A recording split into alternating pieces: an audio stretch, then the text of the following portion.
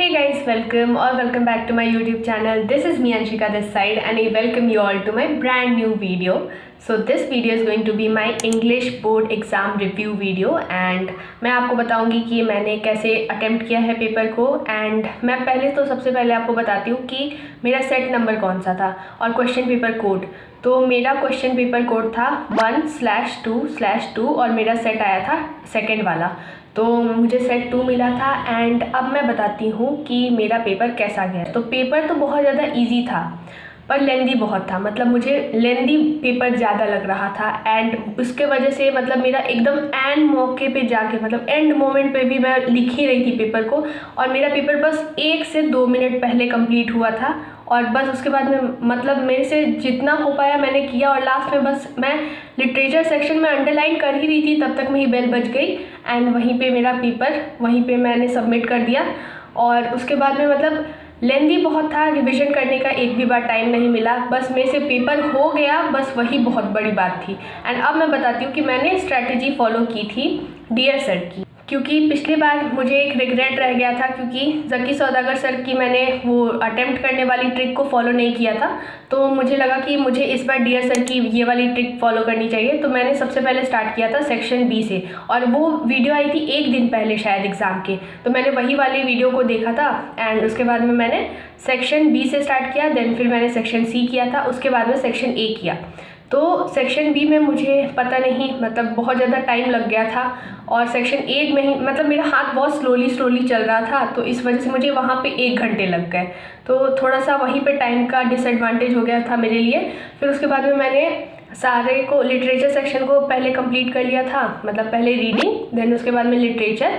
And last में जब मैं आई अपने लॉन्ग क्वेश्चंस पे, तो लॉन्ग क्वेश्चंस के टाइम पे मैं बहुत ज़्यादा पैनिक कर रही थी क्योंकि टाइम बहुत कम था और लंबे लंबे आंसर्स लिखने थे। तो मतलब थोड़ा सा वहाँ पे जैसे होता है ना कि जैसे आइडियाज़ को अरेंज करना कि इस पॉइंट के बाद में ये वाले पॉइंट को रखना है, फिर उसके बाद में ये वाले पॉइंट को, तो मैं वो नहीं कर पाई। मैं बहुत ज़्यादा पैनिक कर रही थी, तो मैं जल्दी मैं जो भी मेरे दिमाग में आ रहा था मैं उसको लिख दे रही थी। मतलब सीक्वेंस ऑफ आइडियाज़ मैंने वो चीज़ को अच्छे से नहीं कर पाई थी, मैं फॉलो और असेंडिंग ऑर्डर में नहीं रख पाई थी।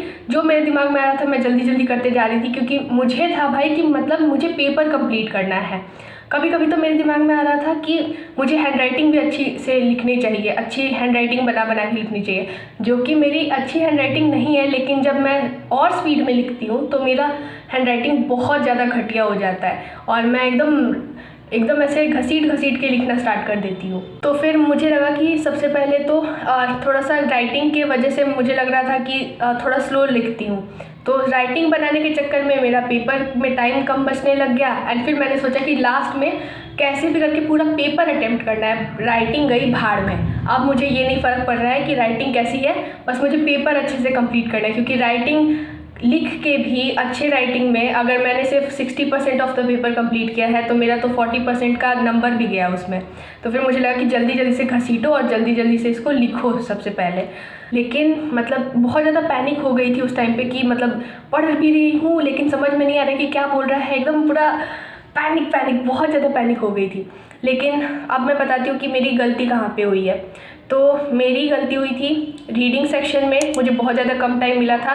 एंड जहाँ पे जो MCQ है वो वाले तो मैंने कर दिए, लेकिन जहाँ पे लिखना था खुद से तो वहाँ पे मुझे नहीं लगता है कि मतलब मुझे पता नहीं है कि उसमें नंबर मिलेंगे या नहीं मिलेंगे, क्योंकि मैंने हड़बड़ में जो भी मेरे दिमाग में है उस टाइम पे मैंने भर दिया कि मतलब मेरा पेपर कंप्लीट हो जाना चाहिए और कुछ भी छूटना नहीं चाहिए। तो देखो मैं ये नहीं कह सकती कि मेरे जो लॉन्ग आंसर्स है उसमें कितने ज़्यादा मेरे नंबर आने वाले, क्योंकि मैंने उसको मिलाया नहीं है। और मुझे जो वीडियो मिला था सॉल्यूशन वाला उसमें मेरे वाले सेट के आंसर्स नहीं मिले थे मुझे।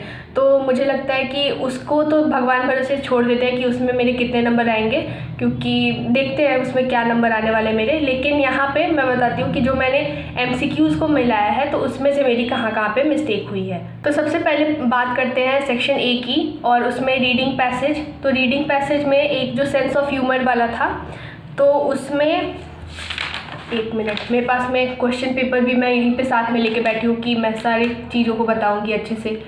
तो हाँ, इसमें मुझे एक में डाउट है, ये जो आ गया था आर्सेनल ऑफ टूल्स, तो मुझे भाई पता ही नहीं है कि आर्सेनल का मतलब क्या होता है। तो मैंने कुछ ऐसे ही अंधाधुंध कुछ भी लिख दिया था, लेकिन अब मुझे पता नहीं है कि इसका सही आंसर क्या होगा। और मैंने बस आर्सेनल का मीनिंग लिखा था, लेकिन मुझे इसका पूरा फ्रेज़ को समझाना था, लेकिन मुझे ये नहीं समझ में आया कि क्या करना है। मैंने बस मीनिंग लिख दिया एक लाइन में और उसके बाद में मैंने छोड़ दिया था। तो ये तो इसका नंबर मुझे नहीं लगता है कि मुझे मिलने वाला है। और उसके बाद में इसमें ऐसा और तो गलती नहीं हुई थी, अब पता नहीं, शायद हो भी सकती है क्योंकि बहुत लास्ट में बहुत ज़्यादा पैनिक करके मैंने लिखा है, तो पता नहीं कहाँ पे नंबर गलत हुए हैं। तो इस वाले में तो मेरा इसमें मुझे डाउट है बहुत ज़्यादा, आर्सेनल ऑफ टूल्स वाले में।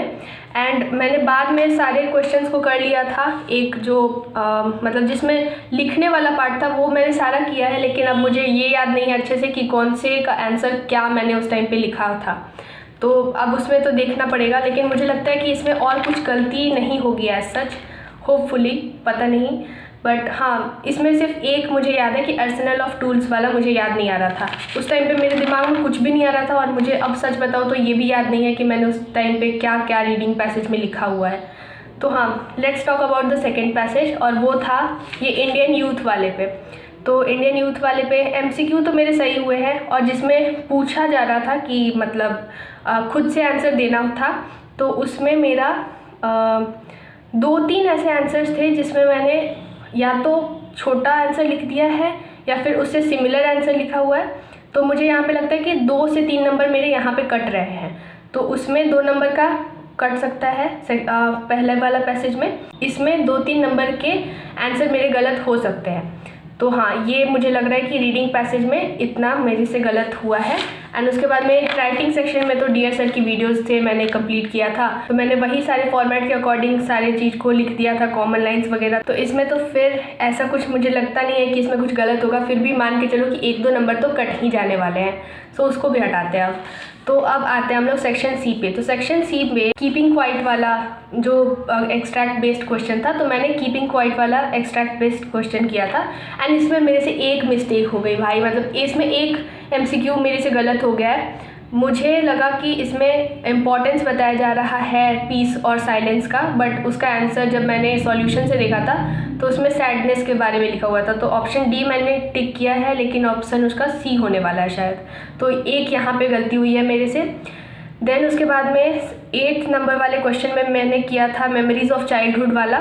यहाँ पे तो और कुछ गलती नहीं होगी। यहाँ पे ये वाला जो था ना कि एक्सप्रेशन इंडिकेट करना है, जो बामा बोल रही थी कि मुझे था कि मुझे ही उसको टच कर देना चाहिए, मेरा ऐसा चुल मच रहा था मुझे, तो फिर मुझे लगा कि यहाँ पे एंगर होगा, तो मैंने एंगर लिख दिया है।